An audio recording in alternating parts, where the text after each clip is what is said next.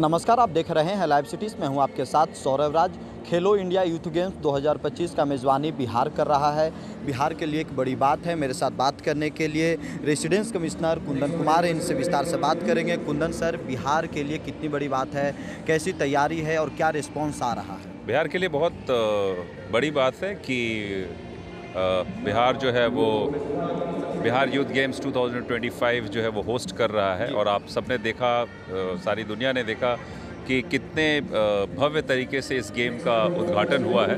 और ये उद्घाटन माननीय प्रधानमंत्री के वीडियो संदेश से हुआ और माननीय मुख्यमंत्री इसके उद्घाटन करता थे। और हमारे माननीय मुख्यमंत्री जी के नेतृत्व में खेल, खास करके खेल में, बाकी फील्ड में तो प्रगति हो ही रही है, खेल के क्षेत्र में भी काफ़ी प्रगति हुई है। और वर्तमान में जो प्रशासनिक अधिकारी और पुलिस अधिकारी उस विभाग को देख रहे हैं, उन्होंने काफ़ी प्रगति की है। राइट फ्रॉम पंचायत में हमारा जो हर पंचायत में एक खेल का मैदान जो है वो बन रहा है। इस तरह कर करीब 6,500 खेल के मैदान बनाए जा रहे हैं, जिसको माननीय मुख्यमंत्री जी के द्वारा उसकी आधारशिला रखी गई है और ग्रामीण विकास विभाग के द्वारा ये किया जा रहा है।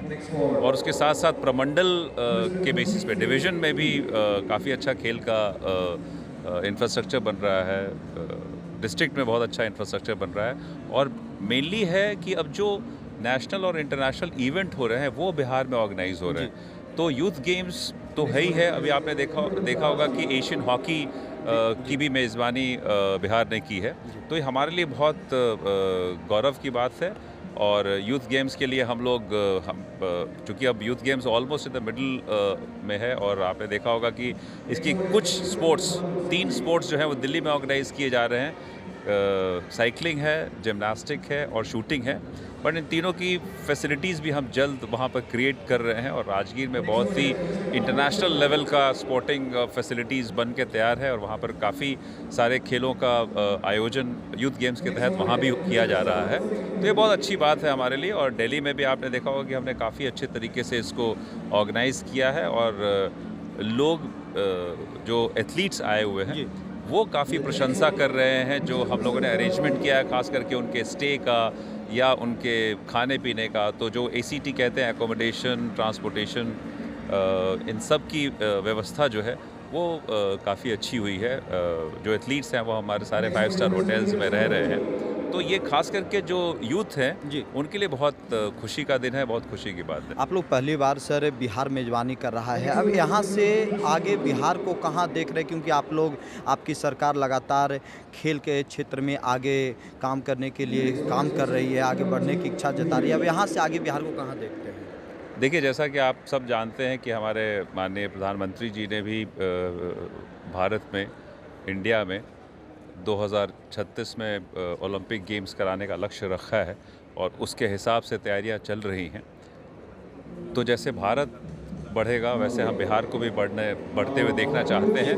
और मैं चाहता हूं कि अभी तक जैसे बिहार में नेशनल गेम्स जो पूरा अभी उत्तराखंड में हुआ है, वो नेशनल गेम्स हम आने वाले समय में नेशनल गेम्स होस्ट करें।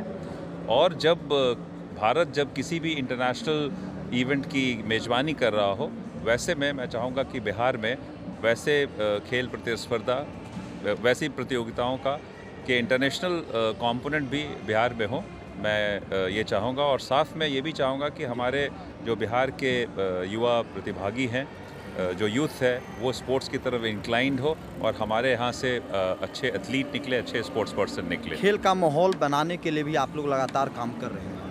खेल का माहौल काफ़ी अच्छा बना हुआ है। मैं तो आपको ये बताऊं कि हम लोग खेल विभाग, बिहार सरकार का जो खेल विभाग है वो राइट पंचायत के लेवल से, पंचायत के स्तर से ही ऐसे प्रतिभावान जो खिलाड़ी हो सकते हैं उनको उनका चयन कर रहा है, उनकी स्क्रीनिंग कर रहा है।